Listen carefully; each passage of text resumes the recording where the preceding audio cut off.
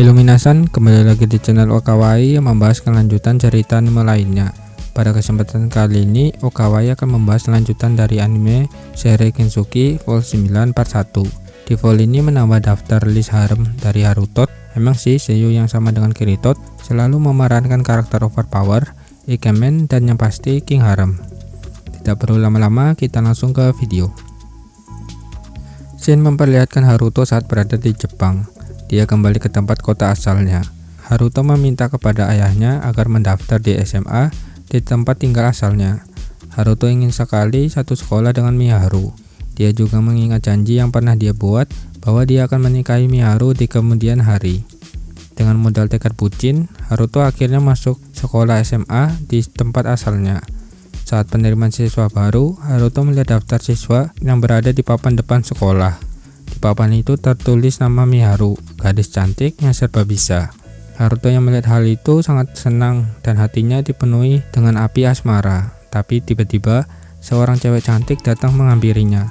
Cewek itu adalah Satsuki Sumeragi sebagai OSIS di sekolah tersebut. Satsuki memarahi Haruto karena acara penerimaan siswa baru akan segera dimulai. Dikarenakan Haruto gagah, tampan dan keren, Satsuki berinisiatif untuk memperkenalkan dirinya. Akhirnya mereka saling berkenalan dan menuju aula. Kita kembali ke isekai. Di pagi hari, Miharu bangun lebih dulu daripada lainnya. Dia pergi ke atas atap rumah batu. Di sana dia hanya melihat pemandangan dan matahari terbit, tanpa adanya reaksi kagum sedikit pun.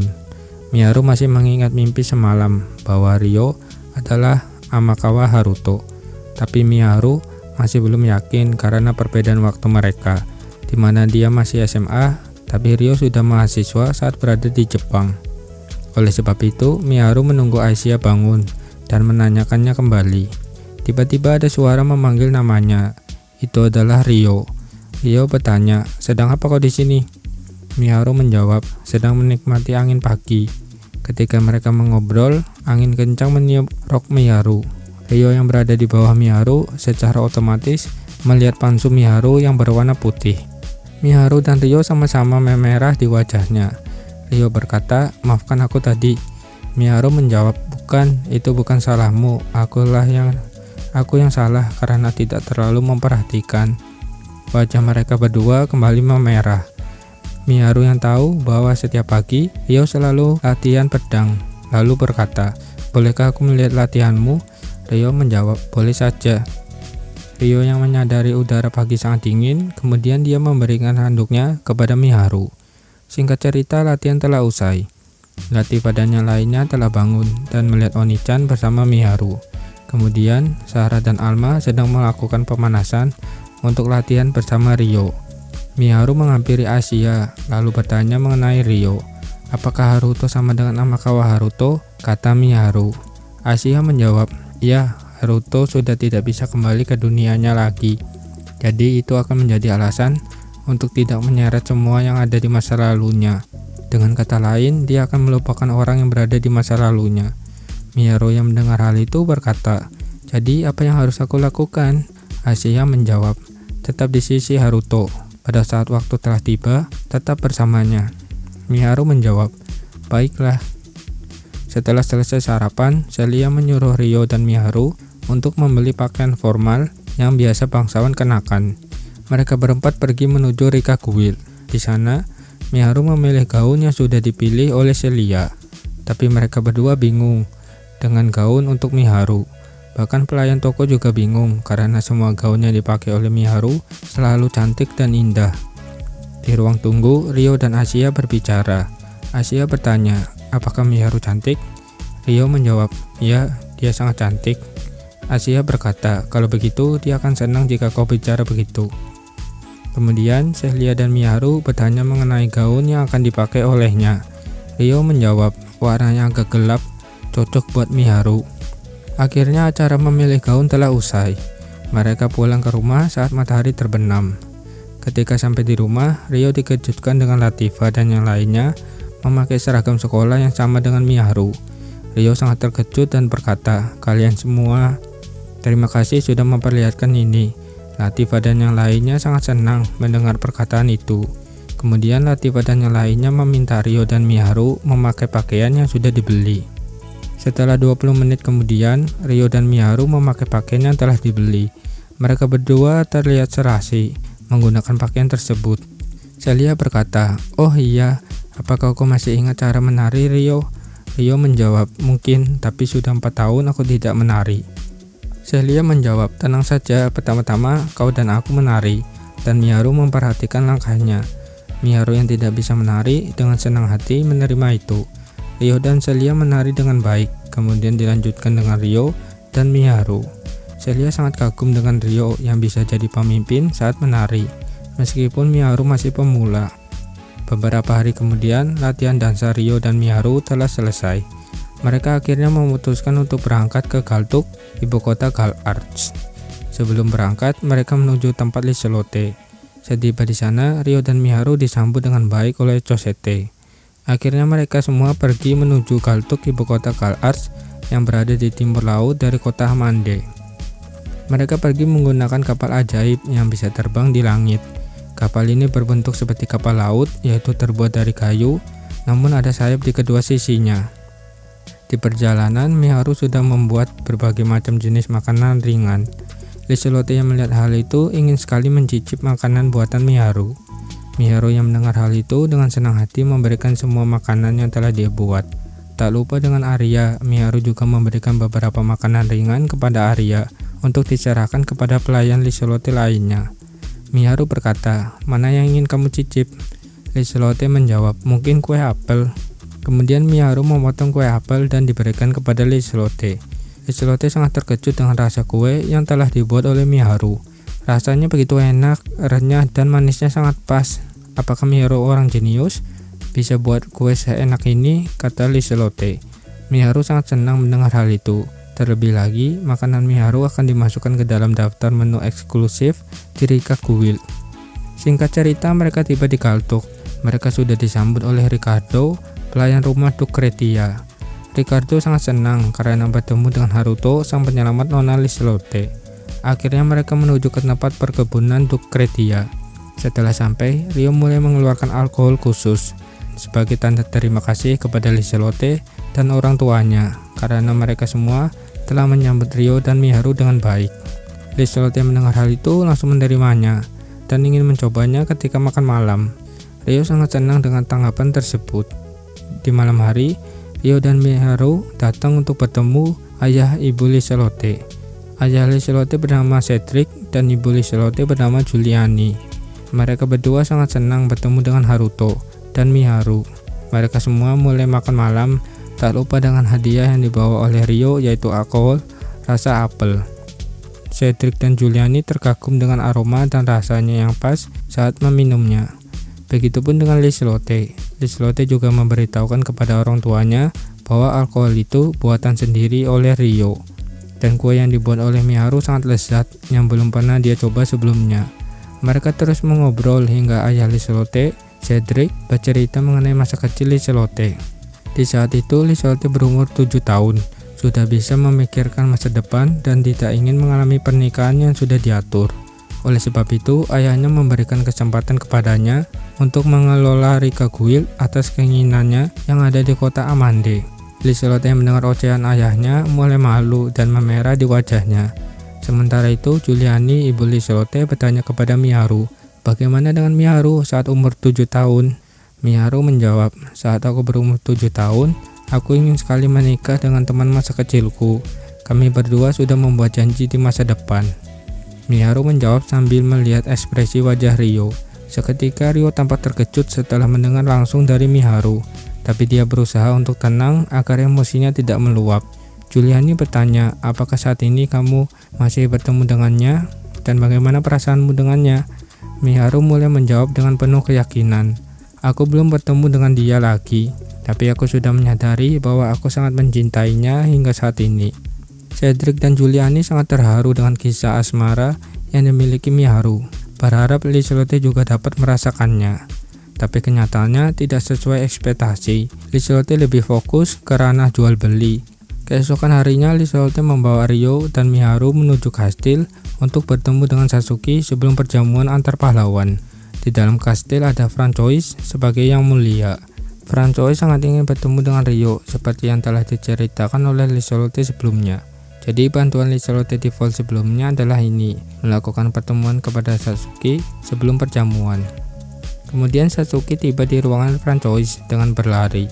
Miharu dan Satsuki saling bertatap satu sama lain. Mereka berdua sangat senang. Satsuki meminta kepada Ryo agar meminjamkan Miharu untuk sebentar. Ryo menerima keinginan Satsuki. Sementara itu, Ryo dan Liselotte sedang bercakap dengan Francois. Francois bertanya mengenai alasan Ryo menjadi pahlawan yang telah dirumorkan. Ryo menjawab, itu semua demi Miharu, aku ingin dia bertemu dengan Satsuki. Maka dari itu aku akan membantunya. Francois yang mendengar hal itu tertawa keras. Francois sedikit tidak menyangka bahwa alasan Ryo menjadi pahlawan yang telah menyelamatkan kota Amande dan putri Liselotte yaitu semata-mata demi Miharu yang ingin bertemu dengan Satsuki. Ryo yang mendengar hal itu cuma bisa tersenyum dan tetap sopan. Di sisi lain, Satsuki bersama Miharu di ruangannya. Satsuki bertanya mengenai perjalanan Miharu yang tiba di Isekai. Miharu memberitahukan bahwa Aki dan Masato juga ikut bersamanya. Miharu juga menjelaskan bahwa mereka bertiga ditangkap oleh penjual budak, tapi Haruto datang menyelamatkan mereka. Miharu bertanya kepada Satsuki agar Satsuki bisa janji dan diam setelah mendengar perkataan Miharu. Miharu berkata, Haruto adalah reinkarnasi yang berasal dari Jepang di kehidupan sebelumnya. Dia merupakan mahasiswa. Satsuki sangat terkejut setelah mendengar Haruto adalah reinkarnasi dari Jepang. Miharu juga menjelaskan bahwa Haruto sangat baik dan mau membantunya.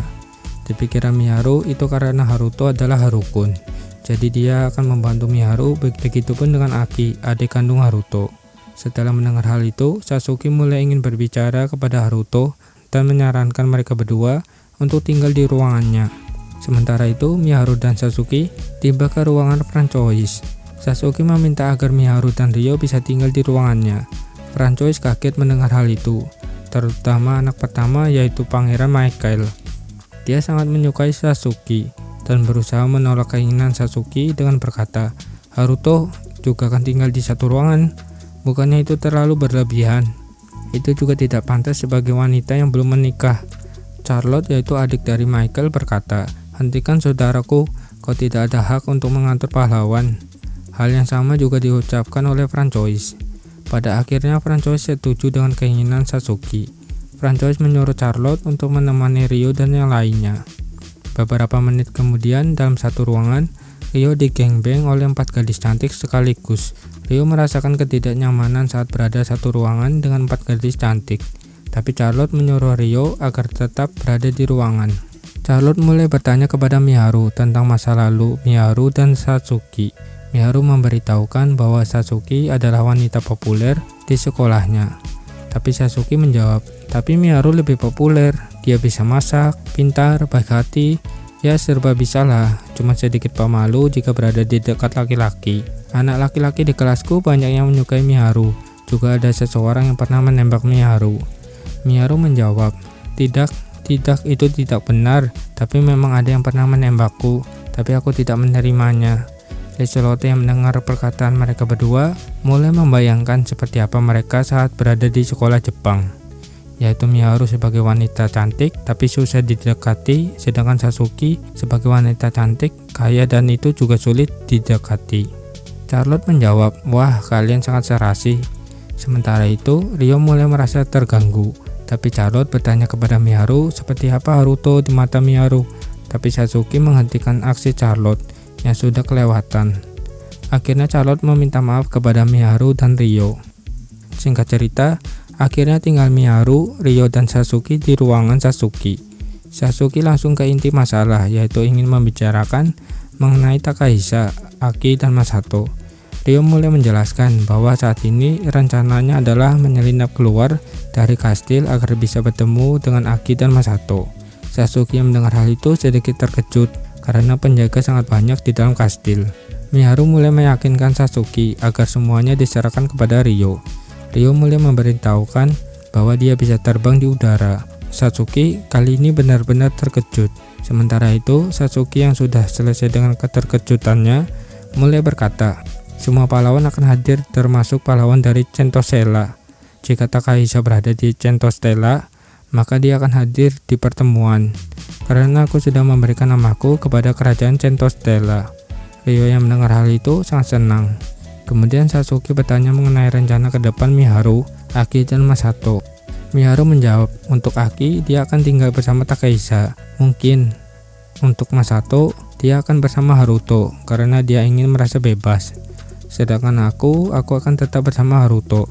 Sasuke dan Ryo terkejut mendengar jawaban dari Miharu. Sasuke mulai menanyakan alasan Miharu ingin tinggal dengan Haruto, tapi Miharu tidak bisa menceritakan alasannya. Sasuke menjawab, baiklah, yang harus kita lakukan sekarang adalah menunggu tengah malam tiba. Ryo menjawab, itu benar. Ryo berbicara kepada Aisyah yang berada di tubuhnya, agar Aisyah memberitahukan kepada Aki dan Masato mengenai kedatangan Sasuke. Singkat cerita, mereka tiba di lokasi rumah batu. Sebelum sampai di lokasi, Sasuke sangat terkagum dengan sosok Aisyah yang begitu cantik dan imut. Sasuke meminta Ryo agar membawanya terbang. Sementara itu, Miharu bersama Aisyah. Awalnya Sasuke kaget karena Ryo mengendongnya, tapi selama perjalanan, Sasuke sangat menikmati pemandangan bulan dan bintang. Sedangkan Miharu merasa iri dengan kedekatan Ryo dan Sasuke. Aisyah memberitahukan kepada Miharu bahwa Miharu harus berada di sisi Ryo apapun yang terjadi. Akhirnya Sasuke yang sudah tiba di rumah batu sangat terkejut melihat gadis-gadis cantik yang tinggal bersama Ryo. Tapi Sasuke sangat senang melihat Aki dan Masato baik-baik saja. Sedangkan Latifah dan Celia merasakan keberadaan musuh yang kuat, yaitu saingannya bertambah dalam kompetisi merebut hati Ryo. Sementara itu, Ryo dan Celia berbicara mengenai rencana yang akan menghadiri perjamuan. Sedangkan Sasuke, Aki, Miharu, dan Masato berada di ruangan Miharu. Sasuke bertanya tentang rumah yang menakjubkan, tapi Masato memberitahukan bahwa kamar mandinya seperti pemandian air panas ala Jepang. Sasuke yang mendengar hal itu sangat ingin mandi. Kemudian Sasuke meminta izin kepada Ryo. Tentu saja keinginan Sasuke terpenuhi.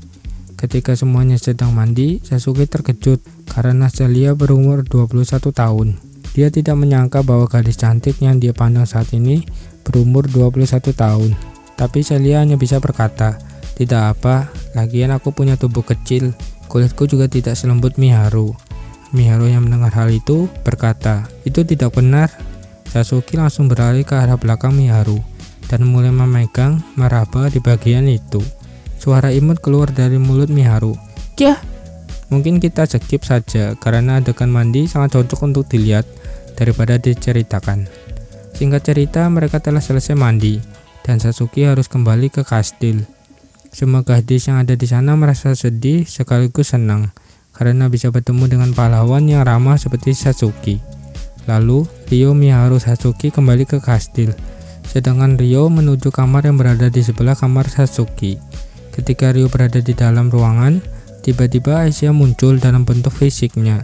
Aisyah berkata, Miharu ingin bersamamu. Apa kau tidak ingin memberitahunya? Ryo menjawab, Miharu ingin bersama yang lainnya, bukan aku. Tapi aku juga akan memberitahukannya identitasku setelah perjamuan. Aisyah berkata, tidak, Miharu ingin bersama Haruto. Ryo menjawab, aku sudah bukan Haruto yang dulu, dan aku tidak ingin orang terdekatku terluka, karena aku akan melakukan balas dendam. Kemudian Aisyah mendekati Ryo dan berkata, itu tidak benar, Haruto tetaplah Haruto, dan Miharu ingin bersamamu. Pastikan kau mendengarkan perkataannya langsung ketika kau menceritakan semuanya. Ryo hanya bisa menjawab, ya, setelah melihat Aisyah yang jarang sekali serius dalam raut wajahnya. Oke kan, mungkin segini dulu untuk vlog kali ini. Kita lanjut part berikutnya. Sampai jumpa, bye-bye.